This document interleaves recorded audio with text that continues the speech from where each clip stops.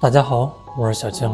只用面粉，不加一滴油，这个做法99%的人都沒吃過的美食，外焦裡軟，營養豐富，做法簡單，一起來看看我是怎麼做的吧。大碗裡加入300克全麥麵粉，50克燕麥片，30克南瓜仁，20克蔓越莓乾，20克白糖，3克乾醬末。先來攪拌一下，把裡面的食材混合均勻。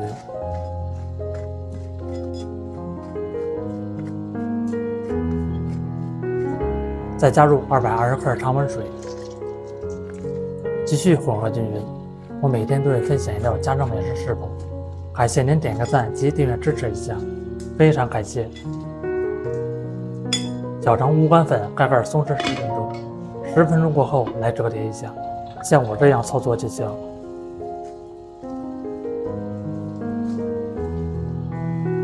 折疊2分鐘就可以。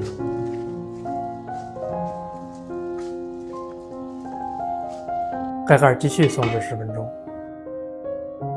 繼續折疊，這個過程大概需要2次。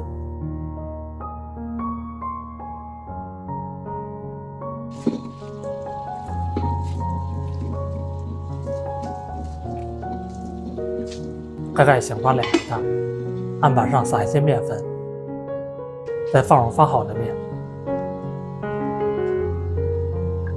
表面上撒一些麵粉防粘。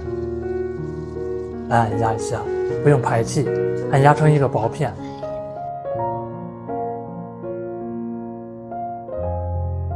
再從兩邊對折起來。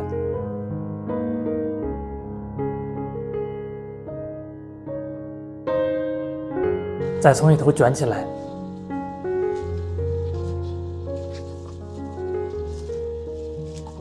兩邊再進行封口。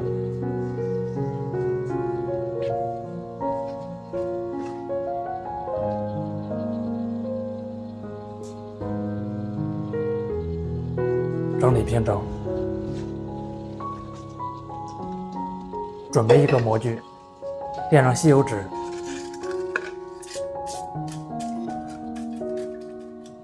側面再刷上一層食用油防粘，放入麵團，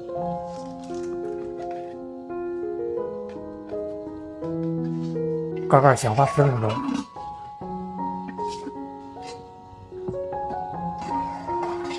10分鐘過後就是這樣的狀態，放入烤箱170度烤40分鐘，這麼一道燕麥果仁麵包就做好了。來看看啊，是不是很有食慾？金黃金黃的顏色看着就好吃，來切成小塊，吃起來也方便。